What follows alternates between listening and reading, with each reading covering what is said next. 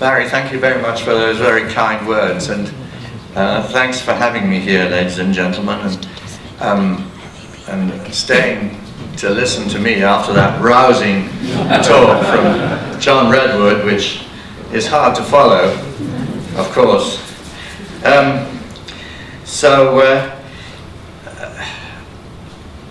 My main point is that there are huge gains from Brexit, and unfortunately the great British establishment have treated Brexit as something that's bound to injure us, and the government has treated Brexit like a damage limitation exercise, and that's why we have such a terrible withdrawal agreement where everything has been, everything that we want out of Brexit has kind of been downplayed in order to keep as close as possible to the European Union. And this is just the wrong way to approach Brexit. The whole point about Brexit is to leave the European Union, to leave the customs union, to leave the single market, and that's what the referendum vote was about and what people voted for. And those things are not just politically important, giving us freedom from laws that are made in other countries, which is obviously a central issue in the referendum. But it's also economically important because freedom is good for the economy as well as for political absence of restraints from what we want to do, which is very important. But if the Treasury had been right in its Project Fear that by getting political freedom we would wreck our economy, then it would have been right to think about that quite carefully.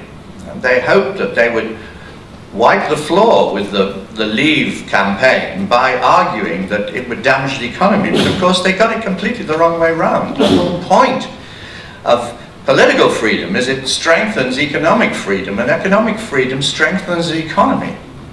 And that Brexit was a huge bid and is a huge program for liberating the economy from very bad things. And in this I agree very much with what's been said already by my distinguished fellow speakers here. So I'm going to assume that we will have Brexit, and I'm going to argue that the best way to get Brexit is through no deal, because through no deal we can achieve rapidly everything that Brexit set out to achieve. Whereas, of course, under Mrs. May's deal, we will get Brexit, but it will take us a very long time and an awful lot of negotiation to get back on track with what Brexit is supposed to be about. Now, I'm an optimist about these things. As long as our Remainer Parliament doesn't destroy Brexit altogether, which is my biggest nightmare, and because we all worry every day about all these votes that are going on about stopping Brexit and having more referenda against the people's will. And we've already had a referendum which expressed the people's will. And anybody who argues that people didn't know what they're voting about doesn't know the British people. They did know what they were voting about, and they fundamentally got it right. There hasn't been anything that we've discovered since that they didn't know at the time and that wasn't fully explained about the EU and about how it could behave and how hostile it is to the sort of agenda that we have in Brexit. So my biggest fear actually is that this Remainer Parliament will stop Brexit altogether by some trick or other. And this we have to be aware of, because the worst thing of all would be if we get no Brexit at all because of a failure of Parliament to do what the people voted for. And as long as we get Brexit, I'm an optimist. Even if the worst sort of deal is made, and I'm no advocate of Mrs. May's deal, I'm an optimist that in the long run, countries that are sovereign get what they want. They can't be trammeled in treaties that make no sense for them. In the long run, international treaties have to go with the grain of what each country has as its interests. Otherwise, of course, those countries are going to leave those treaties. There's no way in which you can keep a country in a treaty under international law if it's against its interests. So I'm an optimist. Provided we leave and become sovereign, I'm optimistic that the British people will get what they want. But the best way to get what we want is through no deal, because we get there fast. We get there on March the 29th, basically. And that is a big bonus. Now, what are the bonuses from no deal and from leaving on time and going straight into a world in which we are free to sign our own trade agreements and to also carry out these Article 24 discussions with the EU itself? So we will continue to have free trade with the EU under this so-called Article 24 discussion, which has been highlighted in the so-called Malthouse B compromise, which has been kind of put together by a bunch of conservative politicians to allow us to leave under no deal and form a variety of mini agreements, including discussions about a future trade agreement with the EU, which is of course just common sense. But the EU won't discuss until we've left, because for the reasons that John Redwood gave, they think they've got us under their thumb. And until we've actually left, they won't do serious negotiation about our future relationship. And that is something that we want to do. We want to have free trade with the EU, just like we want to have free trade with the rest of the world. Now, what are the gains? Well, they're huge, because free trade with the rest of the world is critical. The EU is a highly protectionist organization. The tariffs it places and the non-tariff barriers it places on food, a basic staple of all of us, and on manufacturing, is no less than 20%. This is a huge number. Raises prices by that amount for these products. So we're paying for food that's 20% more expensive than it should be, and we're paying for manufacturers across the board 20% more than we should be. And a lot of this we're buying from the EU at highly inflated prices, therefore, inflated by that 20%. So this, getting rid of that, is a major, important priority of Brexit. It is to get rid of that protection. What will it do? It will bring down prices. It'll bring down the consumer price index by about 8%, we reckon. It'll raise the living standards of a lot of the poorest people in our society that heavily use food. And of course, by also getting rid of the subsidization of unskilled EU immigration, it'll help also to raise the living standards of those much poorer people who compete with unskilled workers from the EU at very low wages. So the living standards of the poorest people in our society would be boosted, we reckon, by about 15% by this fall in prices and this ending of the subsidization of unskilled immigration from the EU. So this is a big direct bonus to ordinary people. But it doesn't stop there, because when you take off protection, what you do is you increase competition in your economy. Now, we shouldn't be afraid of competition. And competition is a basic feature of our economy that boosts productivity and lowers prices. It's something we've always had at the heart of our policies, because it makes industry more efficient. We shouldn't be afraid of that. And nor should we allow producers who don't want to face more competition to argue us out of them having to do that, because these spurs to competition are at the heart of how we're going to get rises in living standards for our economy and our people. So free trade, getting rid of this EU protection, is absolutely at the heart of raising our living standards. And we reckon that that extra competition, which means facing down producer interests in this country that don't want that competition, that will raise our living standards by another 4%. That's how important that gain in productivity is that we can get from free trade. And then it doesn't stop there, because the other major thing in our economy is regulation. Now, across our economy, due to the single market regulation, the EU holds sway. It's increased bureaucracy in the City of London by all these intrusive regulative interventions, Minford 1, 2, and soon we'll have 3. All these things in the City of London that raise the prices of services and impede the efficient delivery of these services in our most vital industry, the city. That financial regulation, then the raising of energy costs by very intrusive regulation of our energy industry. Then there's the whole way in which the regulation is orientated towards the interests of big manufacturers on the continent. I mean, you hear Sir James Dyson talking about the way in which his own firms have been held back by the regulation of Hoovers in the interests of the big German manufacturers. This is all part of the story of regulation for the single market.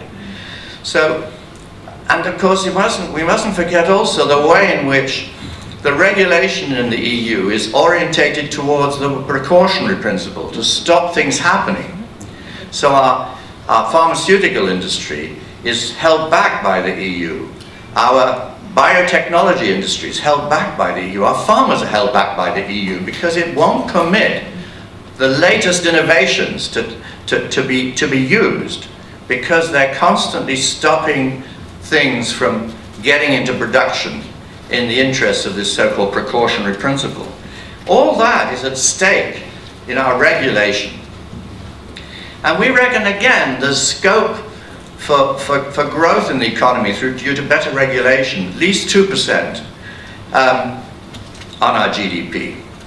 And when you add that to the amount of money we pay over to Brussels for all sorts of things that aren't in our interests, and the way we subsidize unskilled immigration from the EU through our taxpayer benefits that we pay freely to all the immigrants.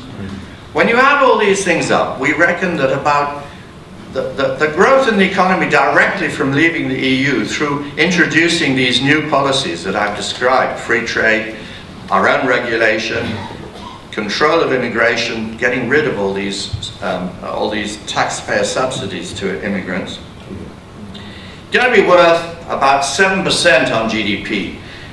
A higher growth rate of about 0.5% a year over the next 15 years is what's at stake here. So that's the background to a Brexit budget. That's 7% in total over the next 15 years of boost to our economy, which in itself brings in about 80 billion more in present value, in present money terms to the Treasury. A pretty sizable sum is what will come from Brexit economically.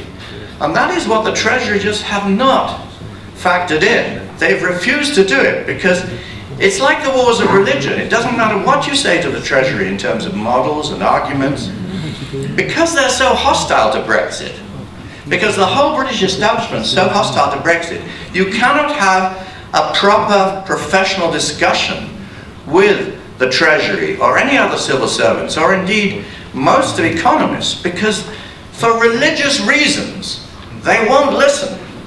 They just stop their ears up and say, nah, nah, nah, nah, you know, basically. Because we have pointed out time and again to the Treasury how all their calculations are based on rotten assumptions. Originally they were based on rotten models as well. They finally listened to that bit and brought in some new models which were better. I won't bore you with the details, needless to say.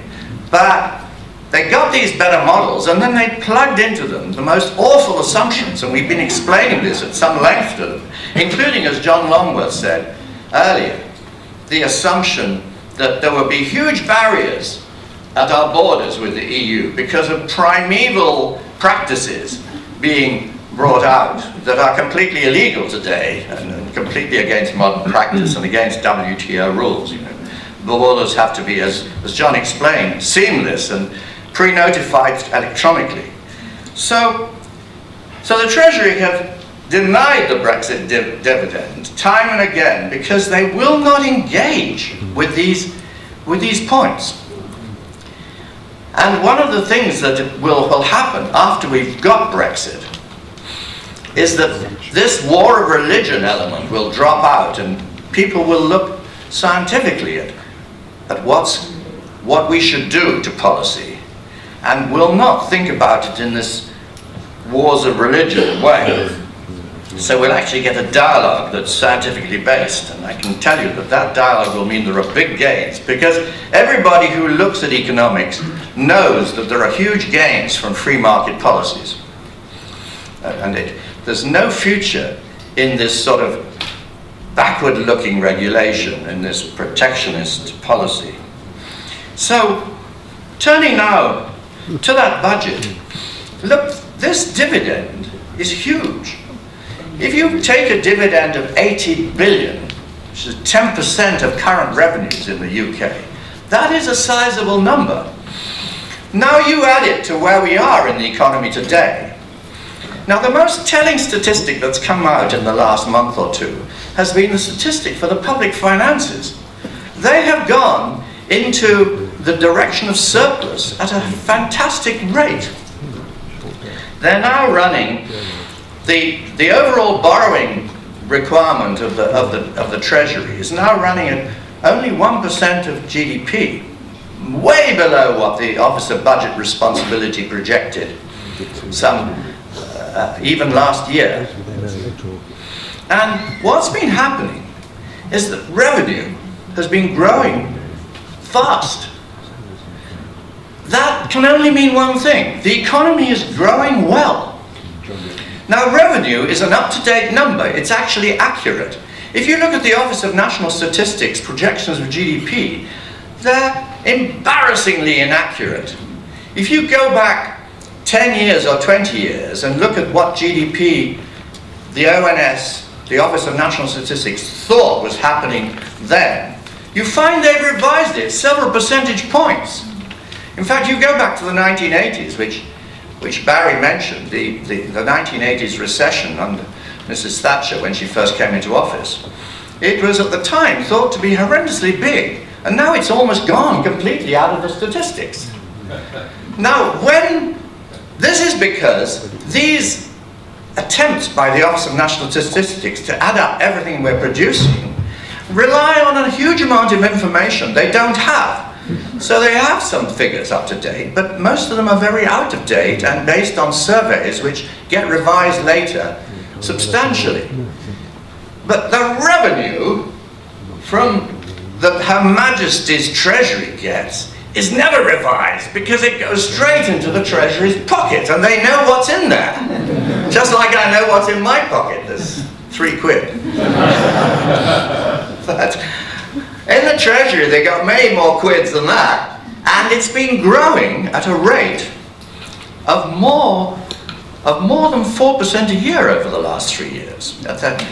Now that implies that GDP has probably been growing at about 4% a year, including prices, and in real terms probably been growing about 2%. My expectation is that in 10 years' time, by which we'll all unfortunately have lost interest, the Office of National Statistics will tell us we haven't had growth of 1.3 or 1.4% or whatever it is they're saying at the moment. We've had 2% pretty much regularly throughout this period. And when you look at the labour market, that's almost common sense, isn't it? Because we have the record job creation. We have record employment in the UK. It's the highest it's ever been, 76% of people of the relevant age group. And unemployment that's so low, it's almost certainly lower. We didn't have the statistics in the early 70s when it was very low, but almost certainly lower than it's ever been in this country.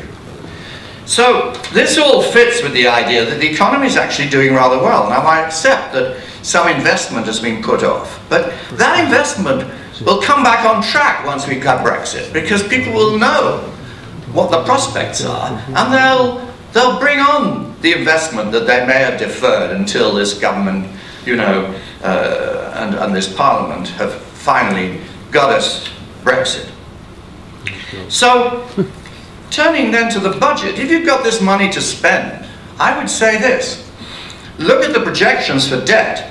Debt is coming down as a percent of GDP. It's now well below its peak of 80% of GDP. It's now down to 74% of GDP, and homing in on that magic figure of 60%, where we know that everything's kind of safe. This is the sort of recommended safe level of debt. It'll get to this level of 60% of GDP even without Brexit by 2024. You add in Brexit, it'll get there even faster. And we reckon that you can safely spend 25 billion a year extra on extra spending and tax cuts this coming year, 2020.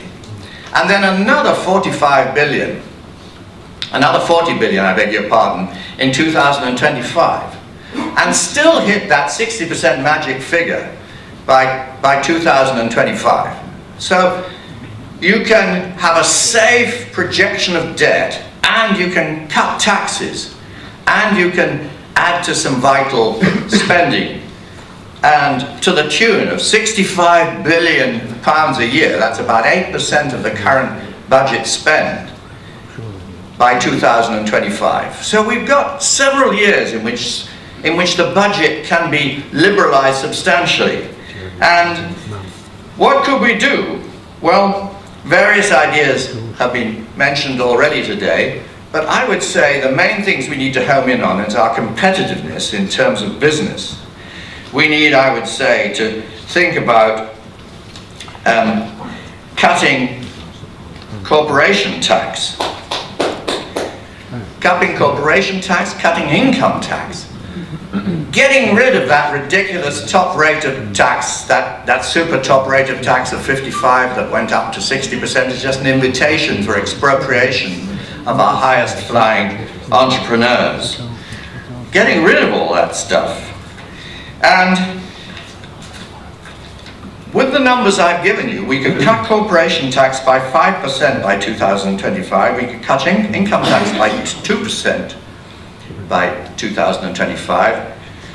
We can get rid of that very top rate of above the top rate, as it were, that super rate, which never should have been brought back in, because it's just a huge penalty on entrepreneurial talent and activity, which is the last thing we want in this country. And we could actually cut the top rate, you know, the one above the standard rate, by 2% as well. So we could have a big cut of income tax rates. More so even than Mr. Trump did in the last tax cut proposals in the US. So that was important and very important for US prosperity. So we can cut the corporation tax materially and these income tax rates.